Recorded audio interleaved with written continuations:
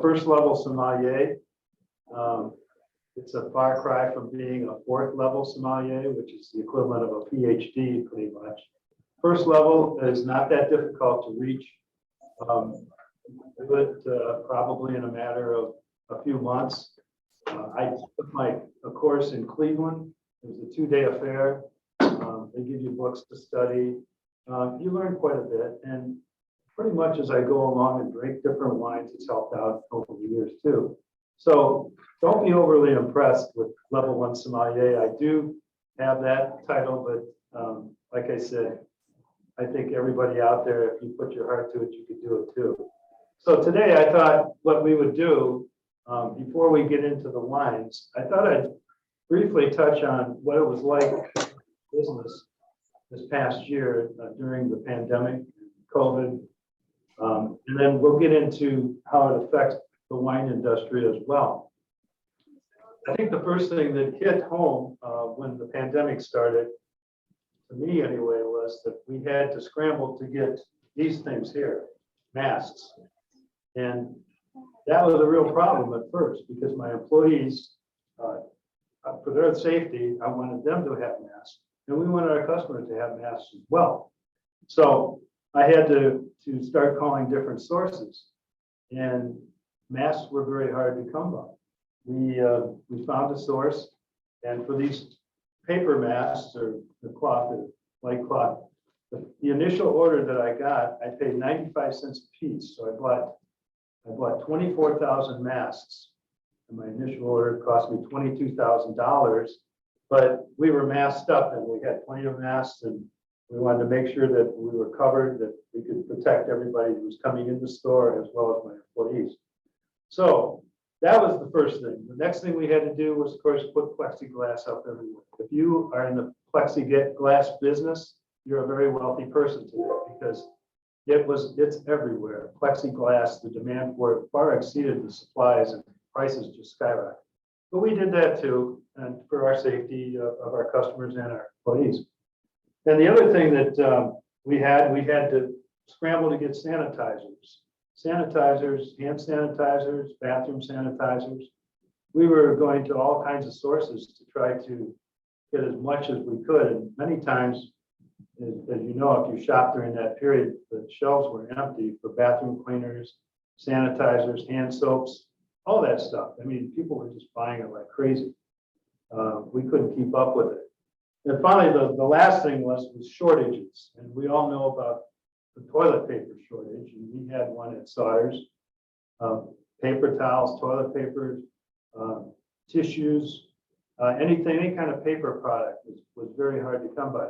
I never thought in my lifetime that I would put a limit of 1 package of toilet paper per customer, but we had to do it.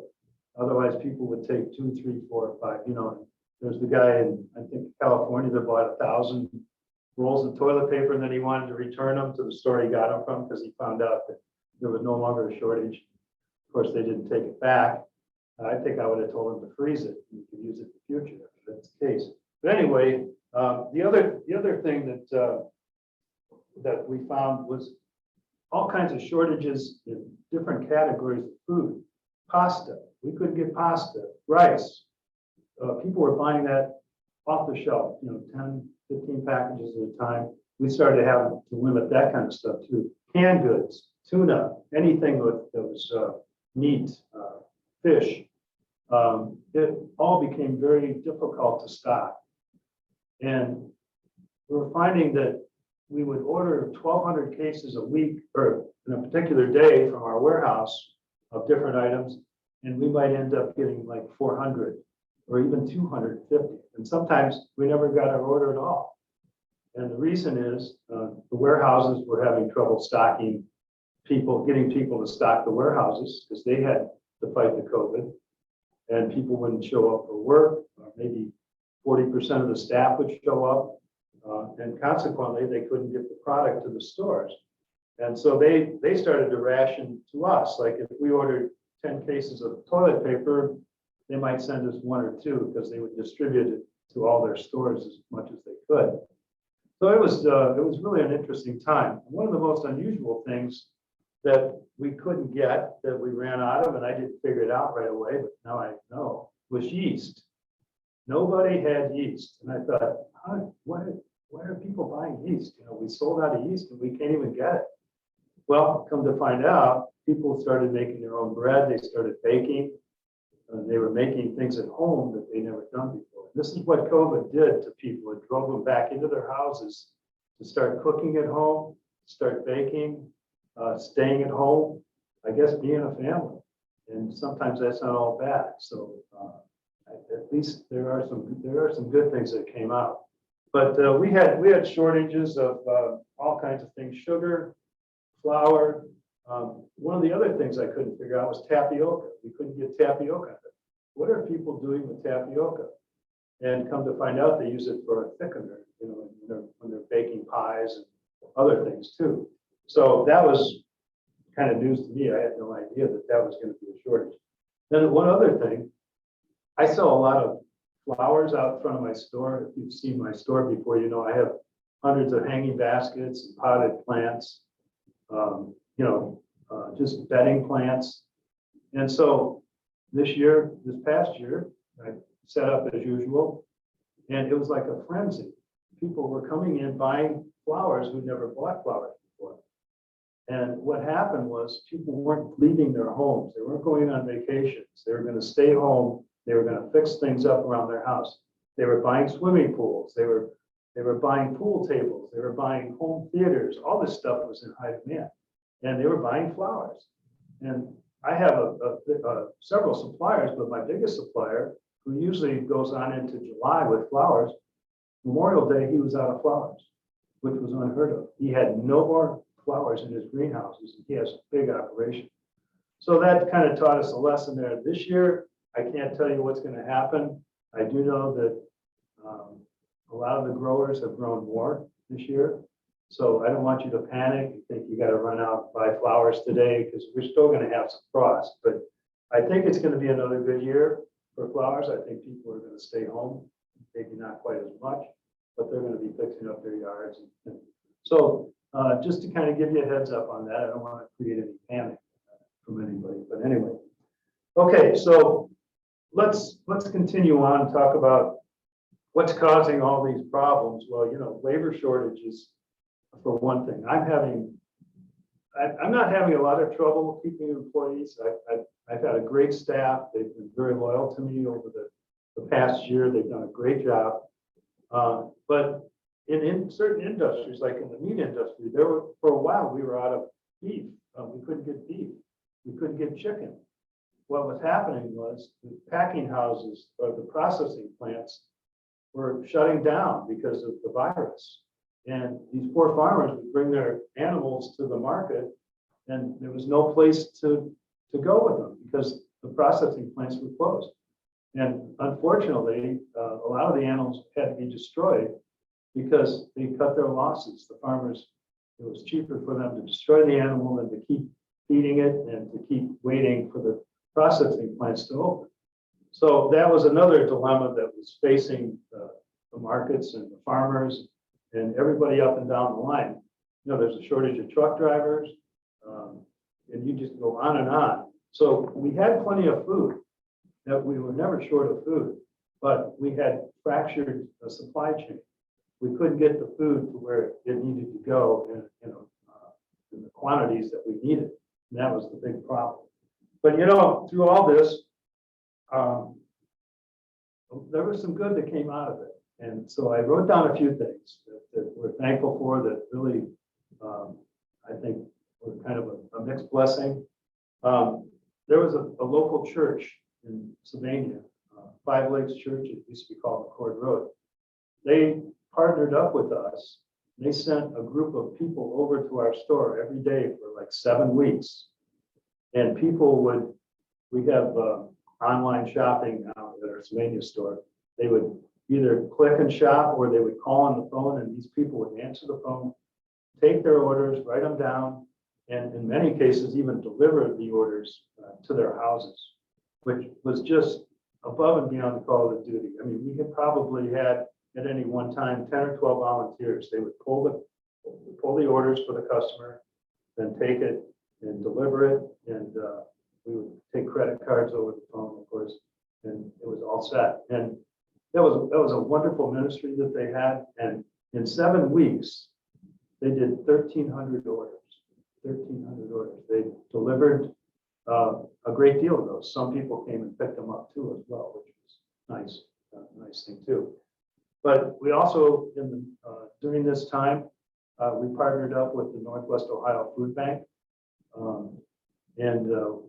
We know that during COVID, there was a lot of people who were hurting. So we decided that we would have grocery bags with $25 worth of good food in each bag, all the same, good proteins, just good healthy foods.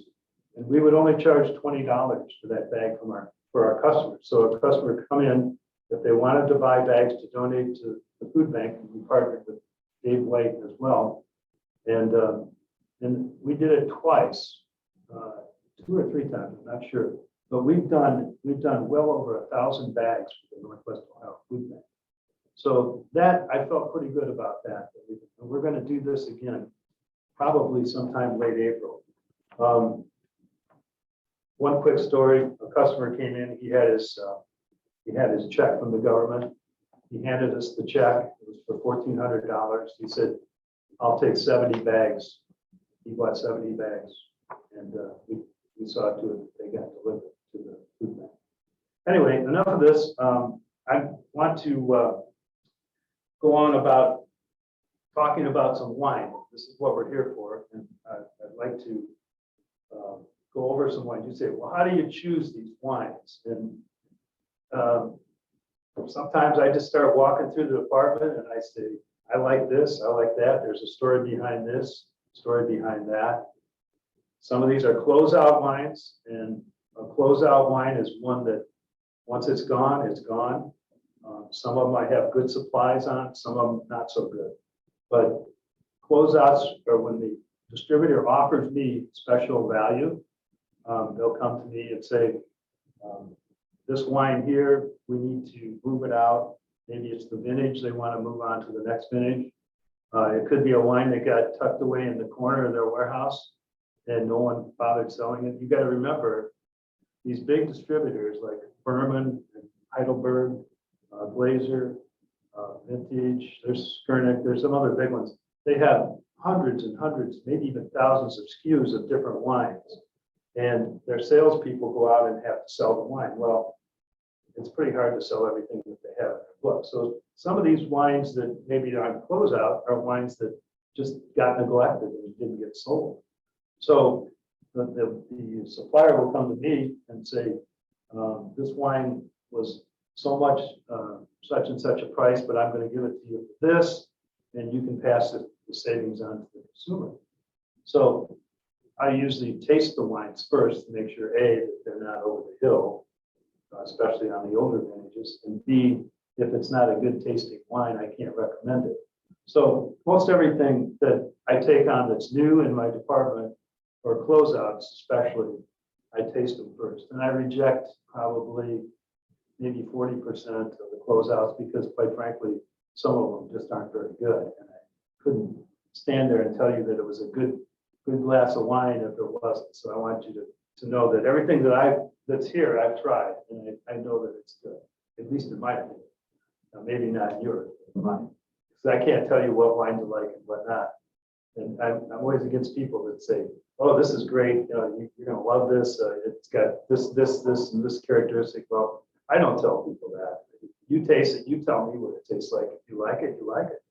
That's the important thing. Drink wine that you like, and try different wines. That's important, I think. Expand your horizons, so to speak.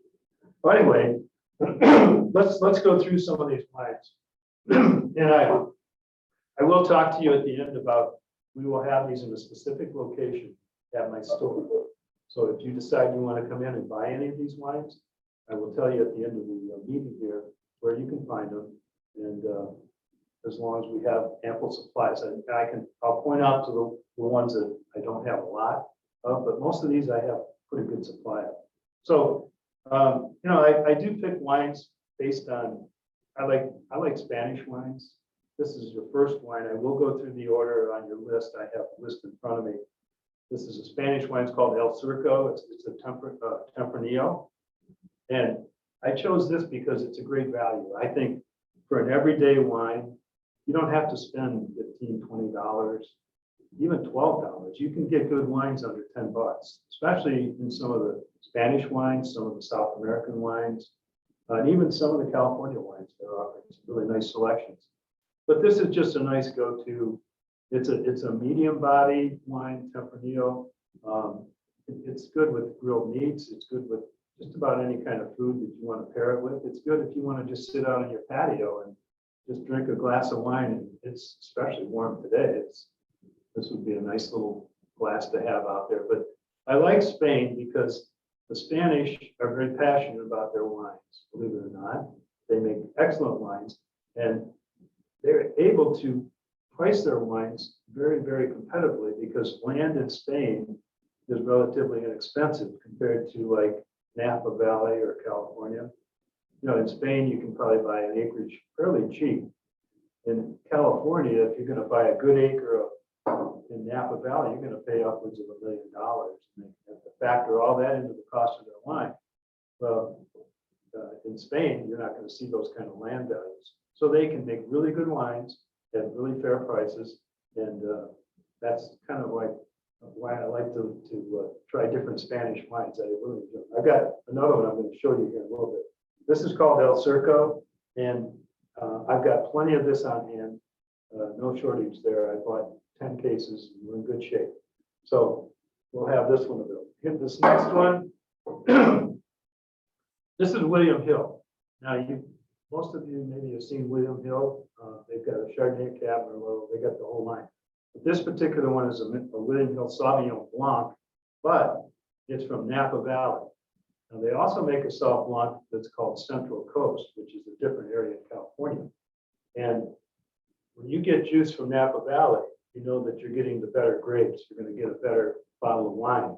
So you can see on your sheet, this was $25 a bottle, and now it's $9.99, which is, I jumped on that when the guy offered it to me. Unfortunately, I have a case of it, is all I have. So this one's probably going to go pretty fast. So if you're interested in that, you might want to pick that up soon. I'm sorry I don't have more quantities. It's delicious. I've had it. It's a great, it's got some acidity to it, which is the back of the throat. You can feel a little acidity. It's got some nice fruit on it. It's not as acidic as a New Zealand, but it's not like drinking just grape juice like some of the California Sauv Blancs are just way too grape juicy for them. There's not enough oomph to them, so to speak. This one is a beautiful wine. You'll like this. And this would go really well with, fish, some nice cheeses, or just to sit out on your patio tonight or whatever, and have a glass. It's good stuff. The next one that we're going to talk about, and I got a really, really nice buy on this one. This is Simi Russian River Reserve Chardonnay. Now, some of the best Chardonnays come from Russian River. That's an area there in California. But this one happens to be reserve. So when you see a wine that says reserve, first of all, that indicates that the wine producer feels that this is a very high quality wine. And there are restrictions on how many labels he can put the word reserve on. Because if that were the case, everybody would put reserve on everything they produce, even if it's not high quality. So they have to select the best grapes that are coming in. And they are restricted to the number of a percentage of bottles that they bottle that they can put reserve on. So this particular one is a reserve Chardonnay 2018 from Simi. Now, I also have a Simi, just a California Chardonnay that I sell for, I think it's $15.99. This particular one's a much better bottle. It's $14.99. And it was, as you can see on your sheet there, it was $27.99. Now, when I tried this, I was very impressed with this particular wine. It had so many flavor characteristics. It was almost like nectar. It was really good. It's not over the top oaky buttery, which a lot of people don't like that. And I don't particularly care for heavy oak, heavy butter, but it's more austere. Excellent wine, beautiful wine. Matter of fact, the winemakers in California that are making Chardonnays now, a lot of them are getting away from the heavy oak, and they're going more toward just the natural flavors of the Chardonnay, and they call it unoaked Chardonnay. So throughout wine departments, you'll see where there's, on my department, I put signs under the Chardonnays that are unoaked. It says unoaked, so a lot of people will gravitate towards those. I prefer a Chardonnay that's not as oaky, because if you're outside and it's warm like today, and you're drinking something that's heavy and oaky, that's just too burdensome, I think, in a day like this. But this guy here would be really nice, very pleasant, great food wine too. And I have plenty of this. I bought everything they had, and so we're in good shape on this one. So you might wonder, well, why would they want to sell a wine like this for such a great price? Well, the story behind it was the Burma Heidelberg people went out to California. Of course, they send their top salespeople for certain categories. They'll send them out there with the managers, and they go around to the different wineries that supply their Toledo warehouse. Well, this is a story, and I won't tell you who was involved in it, but this is what I was told, that the two people from Burma went out to Simi, and they, of course, wine and dine them, and the manager has the ability to order wine. Well, I guess he got a little bit inebriated, and he decided that he would order a bunch of this, and so this came along with their other wines, and of course, it's hard to sell a $28 bottle of Chardonnay compared to one that's 15. So they weren't getting the sales on these, and it was just sitting there in their warehouse, and they said, let's clear it out. I bought everything with that. So I've got a pretty good supply on this one. You don't have to worry about this. So next, I always want to include a rosé. And I think we talked about this before if you were at one of the previous wine tastings. Rosé's got a bad rap years ago because of White Zinfandel. Well, these are anything but White Zinfandel. White Zinfandel is a sweet rosé type wine. But when you get into the really good quality rosés, which I prefer French, but California, there's some beauties, and there's some good ones from South America. Italy's got some wonderful rosés. They're dry and they're crisp and they're bright, and they're easy to drink. And people say, well, yeah, they're good for summer. You know what? This would have been a great wine for Easter with ham. Rosé goes beautifully with ham. Rosé goes with a lot of food. It's just very. I was drinking rosés this winter when it was 10 degrees outside, because I like to drink rosé. It's just refreshing. It's bright. It's good. But this particular one I chose because we're selling a lot of it, and it's a great value at $13.99. You can spend $25, $30 on some rosés, but to me, this is one of the best values that we have in the department. And I have expanded that rosé section. Years ago, probably maybe 10 years ago, I couldn't give rosé away. I maybe had 5 or 6 facings in the whole department. Now I've got probably 100 SKUs of rosé, different rosés, and they are selling. People have found them, and they discovered the beauty of the rosé. So I especially enjoy the French ones, but I've got some great Italians and some great pricing on some of these. I've got some closeout rosés too in my department. So there's always lots of values there in the rosé. Next, let's go on to, let's see here. I think I'm out of, we're going to go to Juan Gil. Okay, Juan Gil, right here. Now, again, another Spanish wine. This is one of my favorites. This particular one is a Monastrell, and another name for the Monastrell grape is Mourvèdre. I don't know if you've ever heard of that, but it's a very It's used in blending a lot. They'll put it in Château de Pop, which is a really high-end French wine. Many times, 40, 50, up to $100 bottles. But this is from Spain. And again, a great value, I think. You don't have to spend $25 or $30 on an expensive California red, to get a good bottle when you've got things like this Juan Gil here, which is it's a beautiful full-bodied wine. The Mourvèdre grape has been around since 500 BC. So it's an ancient grape. It's been around, and the Spanish are doing a great job with the Monastrell or Mourvèdre, whatever you want to call it. And this particular one is $17.99. And I have plenty of this. This is not a closeout. This is just a regular stock item that I keep. This is a regular stock item too, the Rosé. Okay, let's go on to the Bartenura. For you people that like sweet, but not too sweet. This is a Moscato d'Asti from Italy. It's kosher for Passover. I was selling it at Passover to our Jewish friends. The nice thing about this, the alcohol content is very low. It's like 5%. So it's not a high alcohol content. Most of these here are anywhere from 12 to 14, 15%. The cabs get a little bit higher, but this is nice. It's only 5%. Now, what makes this good is that it's not a syrupy sweet wine. It's very clean. It's got a nice crisp sweetness to it. You would serve this chilled, of course, and it's very pleasant. Some people even like it with dessert, with cheeses. It's a wonderful Moscato d'Asti. And I have a lot of Moscato d'Astis, but this is probably one of the most popular ones here. So that's called Bartenura. This is a stock item.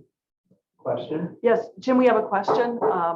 How did the California wildfires affect the wine industry over the last 2 years? Okay. It didn't affect them that much, believe it or not. I mean, we were led to believe that everybody lost everything. I'm sure there are some people out there that got damaged and were hurt by it, but not that much. I asked my supplier the other day, I said, has anybody that supplied you, have they told you that the production is going to be down? And apparently not. Now there were also wildfires in Australia, if you remember.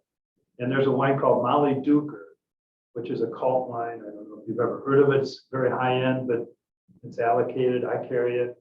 And I was informed this past week that Molly Duker lost their whole crop for this year. So there isn't going to be anything coming in next year. But as far as California goes, I even checked. I said, what about smoke damage? Would that cause any problems with the grapes? Apparently not. So I think we're in good shape as far as the fires go. There's not anything that we have to worry about shortages. It seems like everything's status quo right now. The big problem now is just being able to get the wine from one area to the next area to get containers. There's a container shortage. I'll talk about that in a little bit because it does pertain to one of the wines that I want to show you. Anyway, the next one that I want to talk about it's a French. It's a Bordeaux. It's a Château Greysac. It's a Médoc, and Médoc is primarily, it's 65% Merlot, about 25% Cab, and there's Petit Verdot and a couple other blending grapes in there. But this is a wonderful alternative to a big red wine because it is a big red wine. It's very dry. The French tend to not make their wines as fruity because of the growing conditions, the soil. Their wines are more austere, and I just really enjoy this type of wine with a steak or with some kind of grilled meats.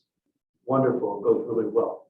But on any of these wines, like this Château Greysac or any of the cabs, open them up ahead of time. Let them breathe. Maybe an hour or two. Just take the cork out, or if you want a decanter, you can do that too. Makes a big difference. I know I've drank wine before. Well, I'll pour it out of the bottle right into my glass and drink it. Maybe an hour later, I'll come back and take another glass, and the flavor profile totally changes because when the oxygen gets to it, the air gets to the wine, it changes the profile and it opens it up. So Don't be afraid to, on a good red wine, even that Spanish wine, open it up ahead of time, kind of let it breathe a little bit, and you'll see there's a big difference. And most of these wines too, like your good red wines, you don't have to drink the whole bottle the same day. Put the cork back in it, make sure there's no air getting into it. And a good wine will last you several days with the cork in it, after you recork it. And if you're not going to use it right away, put it in the refrigerator, even if it's red. And that'll help preserve it longer if you're not going to drink it for another few days or so. But I like the French wines. I like the Bordeaux. Those, of course, are the famous Premier Crus, where people actually buy futures. And what's happening is the Chinese are beginning to drink wine. They're the 5th largest consuming country in the world now, the Chinese. And they weren't even on the map a few years ago as far as consuming wine. They're producing wine, but they're also consuming wine. And they're also buying wine like the Premier Crus, which run, $500,000, $600,000, $700,000 a bottle. They're buying all this stuff and driving the prices on these really high-end wines way up. So it's a whole nother market. Who knows? There's a lot of people in China. They all start drinking wine. I'm sure that's going to impact the whole wine industry. And if you haven't followed the news, they're in a battle with Australia right now, some type of a trade battle, where Australia's been their major wine supplier. Now they're cutting them off and doing 200% tariffs. And now the Chinese are trying to hook up with the French and the Spanish and everybody else. And the Australians are caught in the middle. They've got wine sitting out in the harbors that they won't let in. So you can imagine some people are taking a beating on that one. Next, here's next bottle. This is you've got to buy this one. I'm just telling you, this is a wonderful buy. It's Conundrum White. I can't believe the price that I was able to buy this at. I'm selling it for $12. This is a whole liter, which is like almost 35.6 ounces or something, 33.6, something like that. Whereas a fifth is about 26.4. So you could get 6 5-ounce pours, which is ordinarily what you're going to get in a restaurant, a 5-ounce pour. 6 out of here with some wine left over, and it's going to cost you $2 a glass. Now, if you bought this wine, the Conundrum, in a restaurant, you bought it by the glass, and you would probably be paying, I would say, minimum $8 to $10, maybe $12. Conundrum is a wonderful wine. It's a blend of like Chardonnay, Sauvignon Blanc, Viognier, Semillon, and it's a great wine. This particular wine, the reason why I was able to get it, and it's a closeout. I still have ample supplies. This was a restaurant. They were going to sell this to restaurants. Well, we all know what happened to restaurants. They quit selling wine. They quit selling food for a while. So the suppliers had nowhere to get rid of their restaurant wines. So they had to go to stores and anybody that would take them on. And I bought everything they had in that particular size. So, and it's a great value. At $12, you can entertain. You get 3 or 4 bottles, you can entertain a lot of people and supply them with a lot of wine. And I do have good supplies of that. So, we'll move on here. This is a Prosecco. I always do Proseccos. I love Proseccos. They're like sparkling wines. You can make mimosas, or you can just sit outside on your patio and drink a nice crisp glass of Prosecco. This particular Prosecco, I met the winemaker who's at my store about 3 weeks ago. He's a real character. His name is Nicola Marchesi. And he was telling me, quick story, that the woes of a winemaker these days. He's from Italy. Of course, they have a lot of COVID there going on. And he's having trouble getting his wines from Italy to where they need to go. He said, first of all, you need a container, which is where you put all the wine in a container if you're going to ship it. There's no containers. Containers are all, there's a bunch of them in China that aren't moving. There's a bunch all over the world that aren't moving. So you can't get a container. If you get a container, then the guy that has control on the container, he charges you a surcharge. So Nicola was telling me, I quote a price. He says, I quote a price to whoever I'm selling to. Then all of a sudden I find out there's a surcharge for the container that I didn't expect. And then he says, then when the container gets to the port, if the port's backed up, which like New York and Miami or everywhere else, then there's a surcharge for the backup in the port. So they add that on to the line. And then there's another surcharge coming in, so on and so forth. He says, by the time my wine gets to where it's supposed to go, I'm not making any money. So he was lamenting that fact, but he's a great guy. And the wine is called Carra, C-A-R-R-A, it's Prosecco, and he named that after his mother. And he also makes a beautiful sparkling rosé for the same price. It's $16.99. The last wine that I chose, and it's just a boutique, very small producer in California called Cardano. And it's a family that migrated from Italy to California 100 years ago or so. And they started making wine. It's just a boutique wine. It's a great cab. It was $59.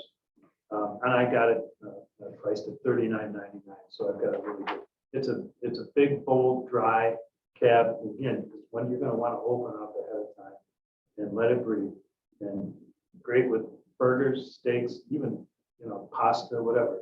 It's just a nice, I don't have a lot of this, by the way. I just ordered some more. My supplier said he thinks he has some in his warehouse. So I hope we do. But this is a wonderful bottle. Okay, I want to kind of wrap things up here a little bit. Is there any more questions? Yes, Okay. we have a few questions. Okay. First, do the wine aerators that are stuck in the bottle, which the wine is poured through, effective? Are they recommended? Do you recommend? Those the aerators? Mhm. Yeah, there's different ones. There's one that's it's very expensive. It's like they stick a needle down in the cork, and it goes through the cork. Then when they withdraw it, the cork seals itself back up. And I don't know what it's called, but it's like $150. But the aerators, it depends on the quality of it. I don't use them because my wine usually evaporates before I have it down my gullet. But anyway, yeah, there's some good ones out there and they do work. You can probably get online and maybe see what the reviews were because I'm not that familiar with the aerators. But I will tell you that one that you stick the needle down through the cork and then you pour it out. I had a bottle, the guy brought a bottle, it was a really high-end wine, it was like a $300 bottle. And he poured me a glass of it. And he said, what do you think? And I said, that's delicious. He says, this wine's been open for 3 months. He said he uses that. So, I mean, that was a pretty good testimonial for, what was going on with that particular. Another question? Yes. How do you feel about box wines? I'm glad you brought that up because I'll tell you, box wines have gone through the roof as far as sales. When COVID hit, people quit going to restaurants to drink. So what happened was the suppliers weren't selling to restaurants because they weren't open. So they had to start selling to stores because certain wines stood up to me because people weren't going to the restaurants to drink certain types of wine. Box wines just went crazy. And it's a great value. I mean, I can see why people, you sit home, you get 3 liters of wine in a box. There's black box, which is a good quality box wine. There's Boda box. You get 3 liters of wine, which is the equivalent of like 4 of these bottles for $20. So that's $5 a bottle, and you're getting good. They got cabs, Merlots, Pinots. They got everything. Chardonnays, they got buttery Chards, Grigios, you name it, and they have gone crazy. Prices, not the prices, but the sales. I can't believe how much the beauty of the box wine is. It's got that bladder inside. And when you open it up, air does not get inside there, so you can keep that wine for a long time, weeks at a time, because the air does not get into it. Is there another question? Oh yes, we have a few more. Okay. What is a good ice wine? The person who's asking likes yeah, they like sweet I wines. handle ice wines. My favorite ice wines are from Canada. Pelletieri, it's a good one. And there's a couple others that I have in my department. They're expensive. You know, there's small bottles. They're usually half the size or even a quarter the size of these. But they're very expensive. You know, you can get ice wine, German ice wine. Some of that's over $100 a bottle. The Canadians, the ones I have are like 30 to 50. Very sweet, and they're almost like drinking nectar. They're just so good. Great dessert wines. But the Canadians make really good ones. What is the shelf life of unopened bottles of wine, or does it vary with the type? Yeah, it varies with the type and how you store it. The two worst enemies of wine are light and heat. So if you're storing your wine in light and heat, it's not going to last very long. And of course, if it's got a cork in it, you want to lay it down. I always tell people, if you don't have a wine cellar, if you have, just put some, put it in your basement. The basements are usually cooler, and it's not going to be very light in there ordinarily. So yeah, and it also depends on how the wine is made. You take a cheap bottle of wine, it's not going to last very long if you don't store it properly. A good bottle of wine. I had a guy come over to my house. This was a few years ago. He wanted to drink a bottle of 1920 Bordeaux on his 80th birthday. So the year 2000, he came over to my house and he brought this 1920 Bordeaux. And that's 80 years old because he turned 80 that year. We opened it, we decanted it, and it was remarkable, just remarkable. That was 80, but he had it stored properly. He had a wine cellar, and we really enjoyed that. That was fun. What's a good buttery Chardonnay? Good buttery Chardonnay? Mhm. There's a lot of them out there. There's one called Butter. La Crema is pretty buttery in my opinion. We saw a lot of La Crema. There's one called Bread and Butter. There's one that's called Cupcake Buttery Kiss or something. There's a lot of them. I'm not a big buttery Chardonnay person, so I'm probably not the person to ask, but based on my sales, La Crema is my number one. I think buttery type Chardonnay, I sell a lot of it. La Crema. What is your opinion of low calorie wines? Oh boy, somebody's really on top of things. You know what? I just set up a section. The sales gal came to me and she says, "What do you think of low calorie wines?" I says, "I don't think much of them. I've never tried them. I don't think much of them." And she said, "Well, let me just set up a section with low calorie wine." I said, "Okay, go ahead." I said, "It's not going to sell. People drink wine, they don't care about calories." Well, I'm wrong. They do care about calories. And we're selling a lot of low calorie wines, and I've got a separate section now for between. Most of them are like 80 to 90 calories per glass, which is quite a bit less than what these would be. So, yeah, they're good. I didn't know there was. So I any. stand corrected. What advice do you have for someone new to wine, and how can they learn more about what they like and how to identify wine qualities? Okay, that was one of the questions I think we had earlier that Billy passed on to me. Okay, I always tell people if you want to learn about wine, start experimenting around, drinking different wines. Don't just drink the same thing every time. B, go get a book at the bookstore. There's Wine for Beginners. There's really basic wine books that's kind of how I started out. You learn the different grape varieties, learn their characteristics. And I've never been one to tell somebody what to drink. You should drink this or you shouldn't drink this. I always say, if you drink it and you like it, then drink it. It's good. What is the smallest size space type of grape grown in this area, and how long for the first crop to make a homemade batch? Well, first of all, I don't know. I'm not sure I'd live long enough if I planted a vineyard to get grapes. I think the yields come fairly within a few years, but around here, you'd have to grow a hybrid grape if you wanted to make decent wine. Otherwise, my grandfather, who was Italian, had a grape arbor in his backyard. And I can remember as a kid picking grapes, the Concord grapes, and he'd make Concord wine. but that's a sweet wine. And that's about all that grows around here. Now, as you get out along the lake, they have these hybrid grapes and they make some pretty good, they're starting to make some pretty good Rieslings, some pretty good dry reds. But it's hybrids that I've never even heard of that apparently they've bred these grapes into with other grapes and they're able to survive the cold winters, which is what we have there. Here's a related question. What do you think about Ohio wines?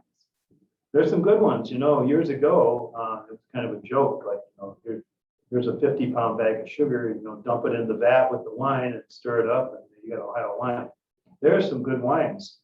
There's a lot of good wine. I just took on a line from Toubeau Winery, which is out towards out west of here somewhere. I'm not sure exactly right. Toubeau, but there's some wonderful wine. Michigan wines up on the peninsulas, the Mission Peninsula up and great wines. They're really doing a good job. I was very surprised because I was always skeptical of being able to have good wines, in this area, but they're doing a good job. The Finger Lakes area in New York, that's another area that's good wine country.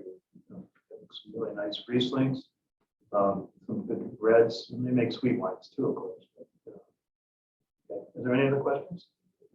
I think we've covered them all. Okay, well, then I got a couple minutes if you want to bear with me.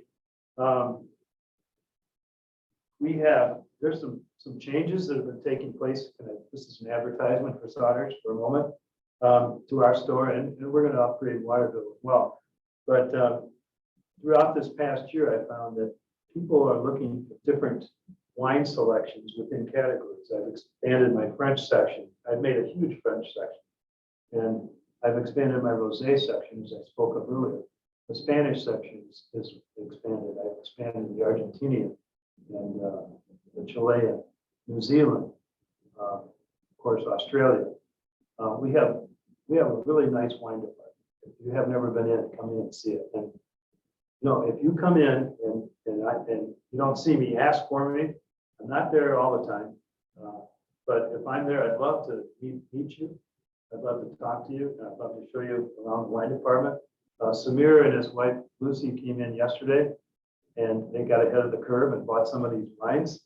I showed them around and showed them some of the other good values that we have, because we have really a lot of good closeout wines that I couldn't bring them all today, but wonderful French wines, wines from California, all over. So really good.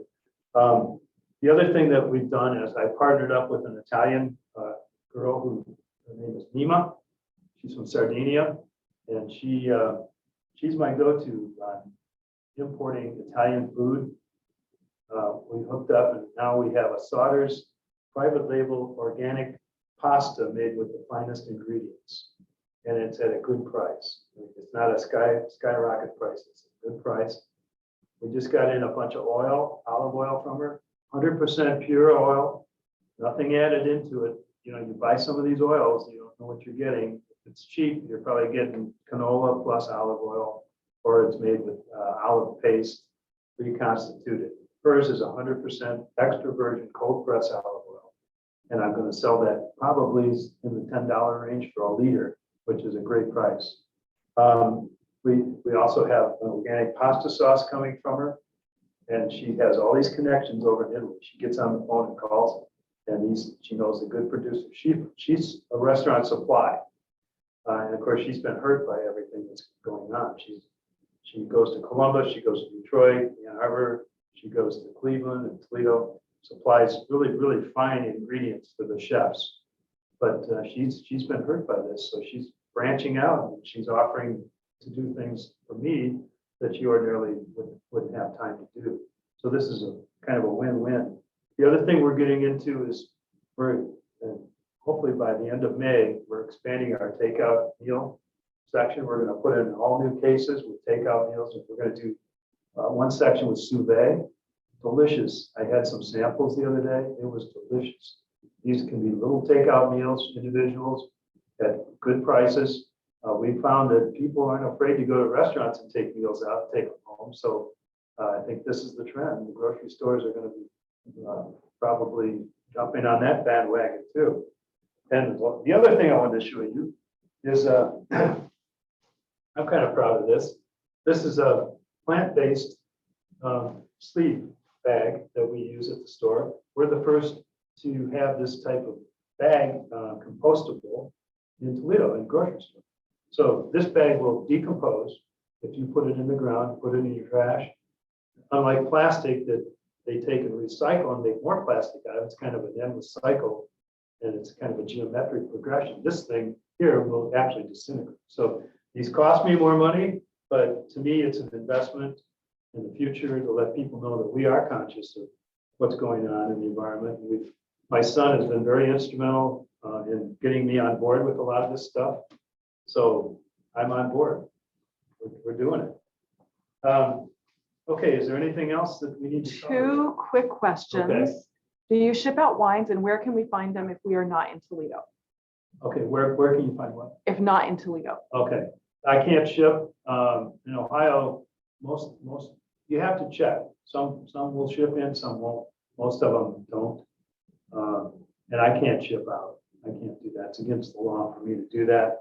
But get back to one final comment. I'm going to have these wines on a table adjacent to the produce department. If you can't find them, ask one of my managers or one of my employees, because I'm going to let everybody know where we have these. I won't have them out till Thursday because we're stripping our floors tonight and tomorrow night. Thursday morning, first thing, I'm going to get all these out. I'll put them on the table. And if you're interested, you can buy them. 10% discount for 6 or more. Mix or match, doesn't have to be all the same. So I look forward to seeing you, and I would be glad to meet any of you when you come in. And the final question, is the wine selection at the Waterville store similar to the Sylvania? It's a good selection, but it's not as extensive. They don't have room, but we are expanding that as well. That one is going to be expanded too, but they have some good ones. If you don't see a wine you want, you ask them. Any wine that's sold in Ohio, I can get it. If it's sold in Ohio, because I buy from many distributors. Okay. Thank you, Jim, for that very informative and engaging presentation. And I certainly learned quite a few new things today that I wasn't aware of before. Who knew there was low-calorie wine? I didn't know that was a thing. So we want to, on behalf of the Retirees Association, we want to present you with this honorarium to the charity of your choice. Okay, and I indicated to Billy that we're going to give this to the Ronald McDonald House. I really like what they're doing over there, taking care of young kids, families. So this is going to go there. Thank you so much. It's been a pleasure to come and talk, and I've really enjoyed this. Thank you. Well, thank you, Jim. And thank you to all of the attendees, all the retirees, the alumni, and the other guests who have joined us today for this presentation. We will be posting the recording online for those who couldn't attend or who would just like to come back and do it again. Please enjoy the rest of this beautiful, beautiful day. Thanks so much. Okay, thank you. That was fun. Yeah, that was great. It went faster than I thought. I was hoping I wouldn't run out of things to say. I thought